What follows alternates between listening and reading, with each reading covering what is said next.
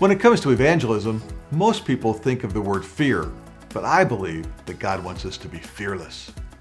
Moses was someone who was afraid of evangelism when it came to speaking to Pharaoh, demanding that he let the Israelites free from Egypt. Moses grew up in Pharaoh's home because his daughter rescued Moses, a Jew, from certain doom and raised him as royalty. One day, Moses was inspecting some work projects that his countrymen, the Jews, were working on when he noticed one of his countrymen being mistreated by an Egyptian. This made Moses so irate that he killed the Egyptian and tried to cover up the murder.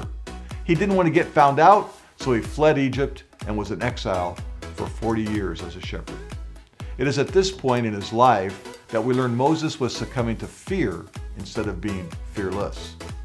Let's learn how God takes fearful people and turns them into fearless communicators of God's truth.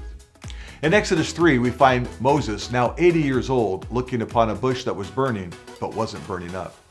As he approached this bush, he had an encounter with God and was given instructions to go to Pharaoh with his message. It is important to understand that approaching God will undoubtedly cause us to be on mission for Him. The closer we draw to God, the more we will want to work for Him in His mission. So God tells Moses that He's seen the pain of His people and He wants them rescued. God tells Moses that He was sending him to Pharaoh to seek their release from Egypt. Moses responds to God by saying, "Who am I to go to Pharaoh?" Actually, there was no one better suited than Moses to go to Pharaoh. Moses was afraid to speak God's message to Pharaoh, so God assures Moses that He would go with Moses. But that didn't provide Moses with the comfort he was looking for, and he continued to question God's wisdom.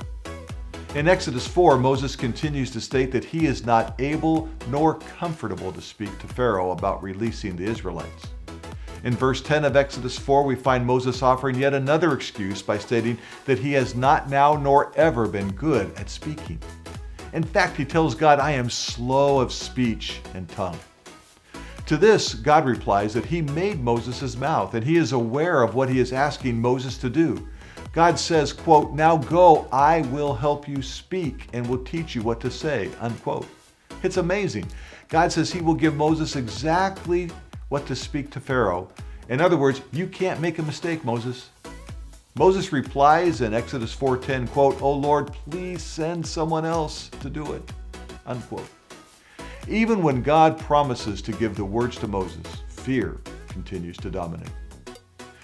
Finally, after a long, drawn-out conversation, Moses goes to Pharaoh in Exodus 6 and sees the Israelites freed. But I want you to see something about Moses' excuse about not being able to speak. In Acts 7:22, we read these words, "Moses educated in all the wisdom of Egyptians and was powerful in speech and action." Moses was actually lying to God all the time. He knew he was trained to speak as well as anyone in all of Egypt. So what patience God has, and what fear ravages both ourselves and Moses. God took away Moses' fear and gave him precise words to speak, so he was successful. And God wants us to be fearless. As we have seen, He promises to give us the exact same thing He promised Moses, the exact words at the right time to accomplish His purpose.